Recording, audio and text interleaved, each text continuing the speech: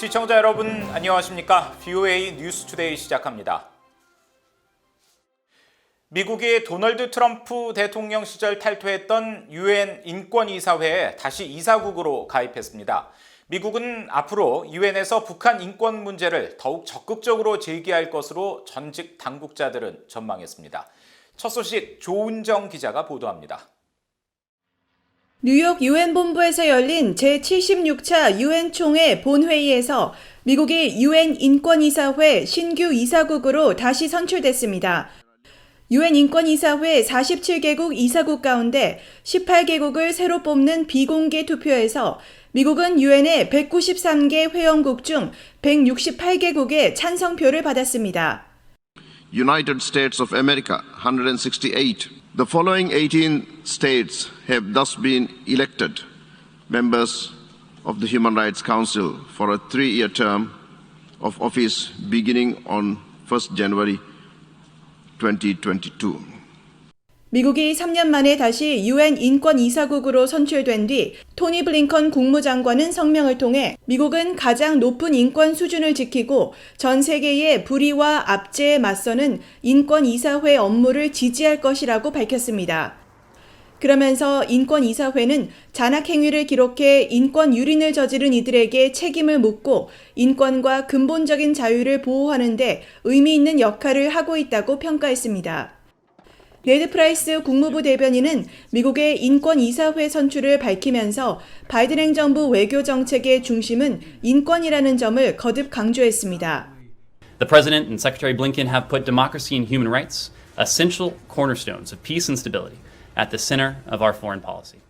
국무부에서 인권 문제를 담당했던 당국자들은 미국의 인권이사회 이사국 재가입을 환영하면서 북한 인권 문제에 대한 국제사회의 논의에 새로운 동력이 생길 것으로 전망했습니다.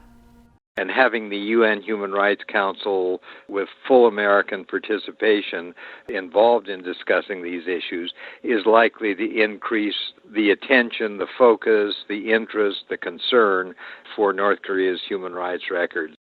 The United States has in the past made statements at the Human Rights Council about human rights in North Korea, rather detailed statements. It has always supported that North Korea invite in the UN Rapporteur on Human Rights, the UN High Commissioner for Human Rights, that the North Korea engage in discussion. So this will be part of what the United States does.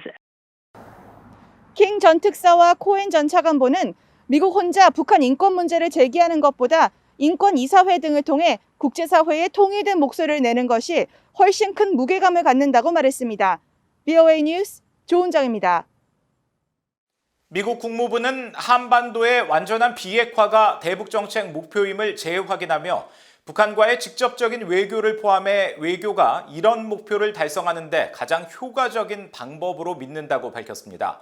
네드 프라이스 국무부 대변인은 14일 정례 브리핑에서 미북 대화가 재개되지 않는 이유를 묻는 질문에 이같이 답하며 이런 목표를 향한 가시적인 진전을 이루기 위해 북한과 진지하고 지속적인 외교를 추구하는 잘 조율되고 실용적인 접근법을 요구한다는 바이든 행정부의 대북 정책 원칙을 설명했습니다.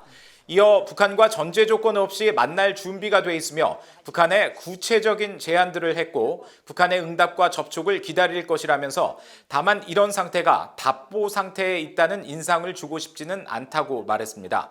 프라이스 대변인은 그러면서 우리는 한국과 일본 등 인도태평양 지역의 동맹, 파트너들과 활발한 외교에 관여하고 있다고 설명하고 북한의 위협은 핵무기와 탄도미사일 프로그램이며 이는 우리가 전 세계 파트너, 동맹들과 논의하는 집단 안보에 대한 위협이라고 지적했습니다. 일본 법원에서 14일 제1한인 북송 피해자들이 북한 정부를 상대로 제기한 손해배상 청구 소송에 대한 첫 재판이 열렸습니다. 원고 5명은 북한 정권의 지상낙원 선전에 속아 북한에서 고통받은 삶을 변론하며 북한에 남은 가족과 자유로운 왕래가 이루어지길 바란다고 말했습니다. 김영권 기자가 전해드립니다. 북한 정권의 지상낙원 선전에 속아 북한으로 갔다가 탈출해 일본으로 돌아온 제1한인 피해자와 가족 5명이 북한 정부를 상대로 제기한 손해배상 소송이 14일 일본 도쿄 지방재판소에서 열렸습니다. 지난 2018년 첫 소송을 제기한 지 3년 만에 북한 정부를 상대로 한 재판이 일본에서 처음 열린 겁니다. 원고 중 한 명으로 1960년 홀로 북성선에 올라 북한에서 43년을 살았던 올해 79살의 가와사키 에이코 씨는 재판 뒤 VOA와의 전화통화에서 5명 모두 변론을 하며 눈물을 흘릴 정도로 감격스러워했다고 말했습니다. 꼭 감개무량합니다. 드디어 여기까지 왔구나. 정말 오랜 시간을 걸려서 여기까지 왔어요. 모두가 변론할 때 눈물을 흘렸으세요. 정말 3년이면 일본으로 돌아올 수 있다는 그런 말에 속아서 갔는데 정말 어렵고 힘든 것을 넘어서 일본으로 오셨어요. 예상대로 피고인 북한 정부 측은 출석하지 않았습니다. 원고 측 후쿠다 겐지 변호사와 피해자들은 사실상 김정은 국무위원장을 상대로 소송을 제기한 것이라며 그러나 재판에 승소해도 손해배상 요구액 1인당 1억엔 미화 90만 달러를 받는 걸 기대하진 않는다고 말했습니다. 대신 재판을 통해 아무리 강력한 독재자라도 법의 심판에서 벗어날 수 없다는 것과 일본 정부가 책임을 인정하고 향후 북한과의 협상을 통해 북성 피해자 가족들의 자유로운 왕래와 상봉이 이루어지는 게 목표라고 밝혔습니다. 그 북성선을 타고 간 사람들 중에서 아직까지 살아 계시는 분들과 그 배우자들 그리고 그 2세, 3세까지 일본만이라도 좋으니까 자유왕래로 시켜달라는 거. 두 번째 요구는 내가 살아서 북한에 남기고 온 자식들과 손자들을 만날 수 있게 해달라는 거. 북한 정권이 지난 1959년에서 84년까지 벌인 제1한인 북송 사업은 유엔 북한인권조사위원회가 2014년 최종 보고서에서 납치와 강제실종 등 반인도적 범죄로 분류한 대표적인 사례 중 하나입니다.